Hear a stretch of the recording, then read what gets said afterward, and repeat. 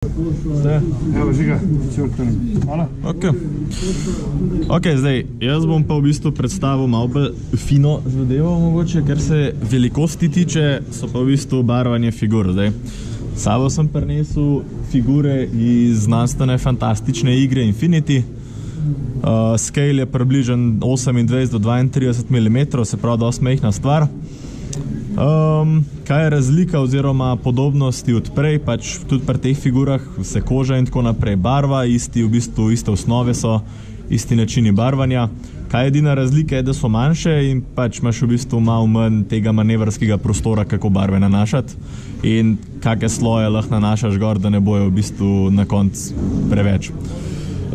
Kaj je zdaj taka pomembna stvar, ki jo mislim predstaviti, je kako na figuri v bistvu izpostaviti kontrast in v bistvu osvetlitev, zaradi tega, da res zadeva izstop. Ker če samo se v bistvu pobarvaš na neke osnovne barve, jo malo posenčeš v bistvu pri teh figurah, ker so toliko majhni, ni dovolj. Se pravi, treba dodati malo dodatnih, ne vem, senc, osvetlave, robov in tako naprej.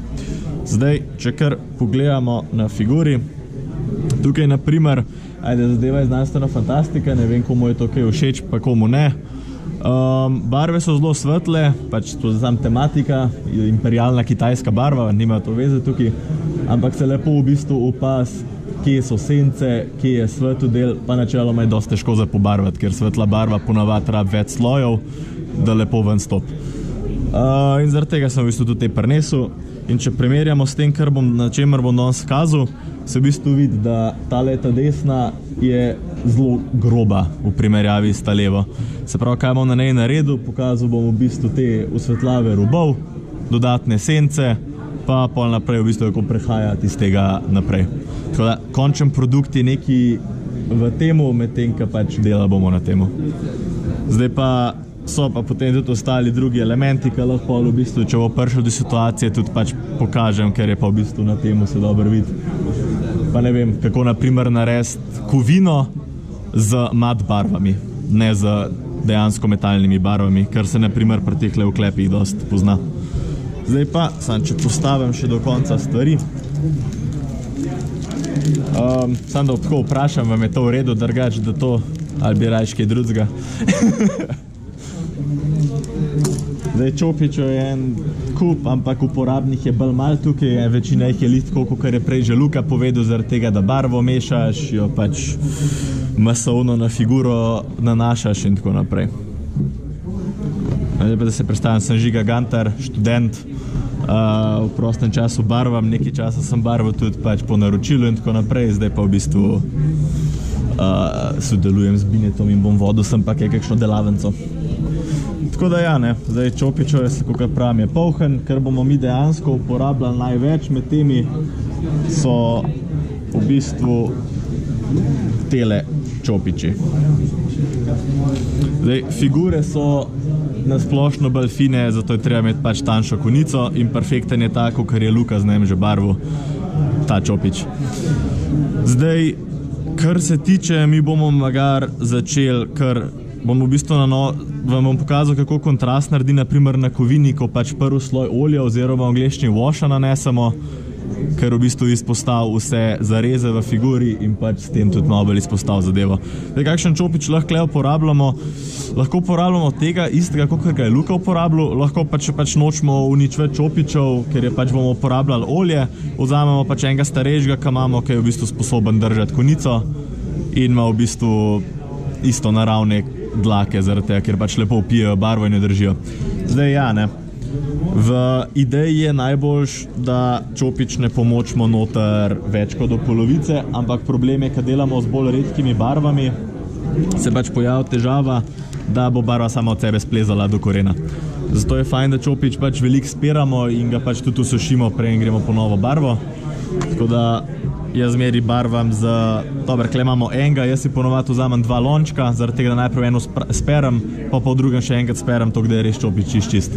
Če grem potem, ne vem, tako iz recimo črne na belo, je fajn, da mi vmes ne nastane siva barva, ne. Tako da ja, si naštivim zraven en papir, to, da popil naš čopič in ja, a se vidi v redu?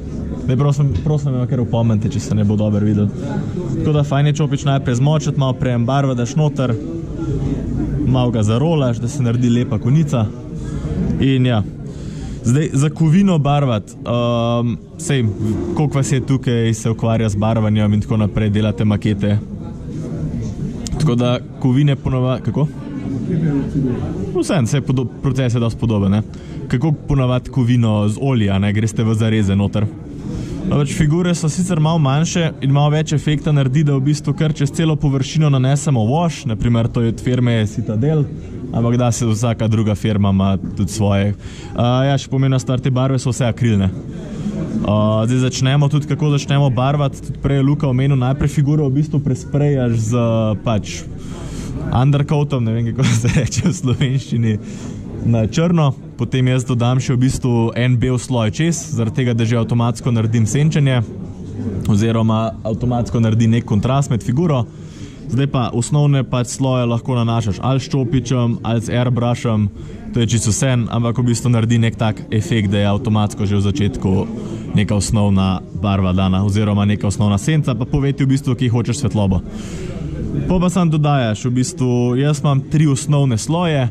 Najprej sem naprimer nanesel to barvo, čez to barvo sem nanesel ene par slojev malo svetlejše barve, takele, potem sem šel pa še od spodaj malo sence v bistvu dodati stole in nastane na konc neki tadza, kakor imam zdale. Dobro, ostale barve so pa potem pač še to naprimer in kovinska.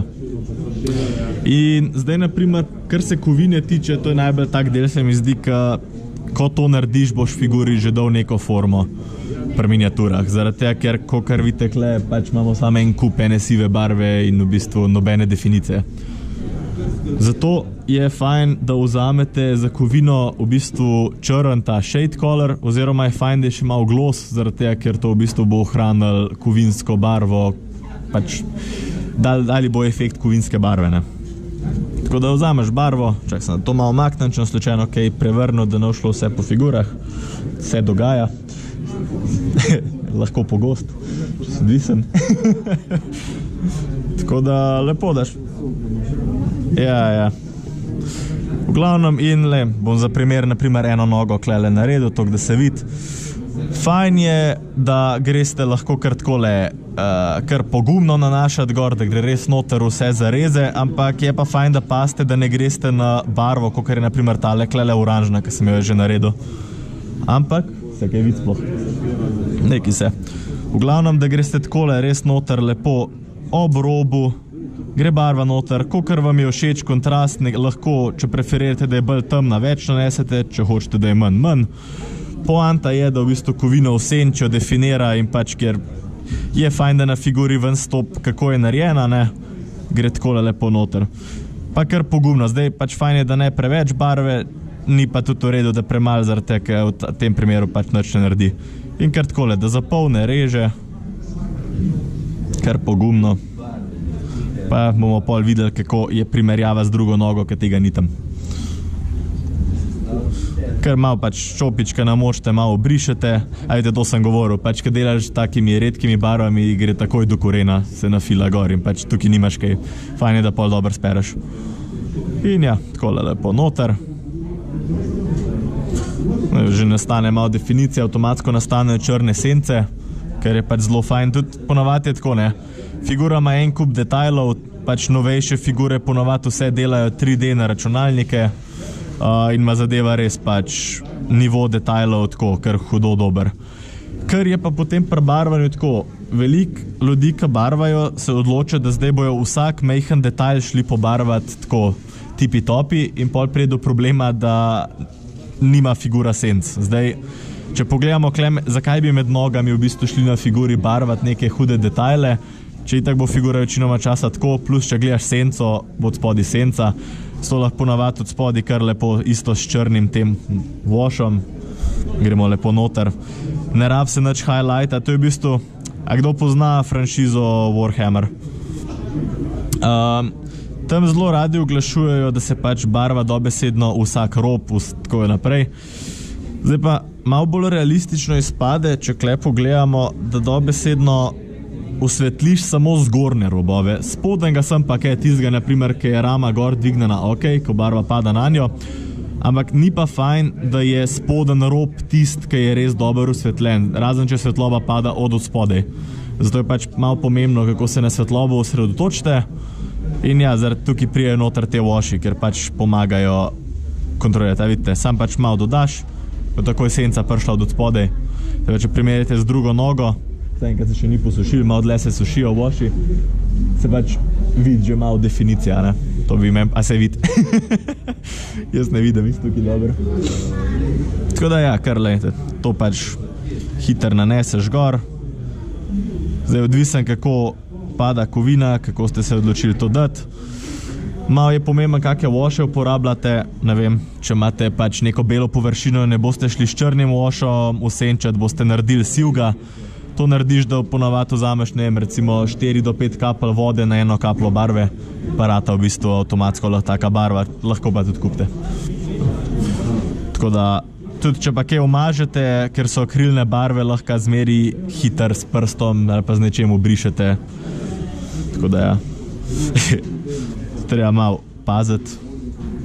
Ampak ni nič tadze, ker se ne bi dal popraviti. Lejte, če pač kaj umažete, lahko zmeri prijete nazaj z osnovno barvo pa popravite, tako da ni fajn, da zdaj, ker takoj, kad nekaj umažete, da se koncentrirate na tisto stvar, ker vam bo sam cajt poberal.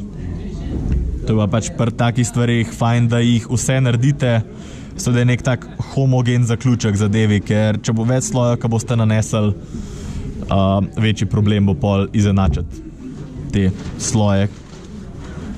Enkrat takole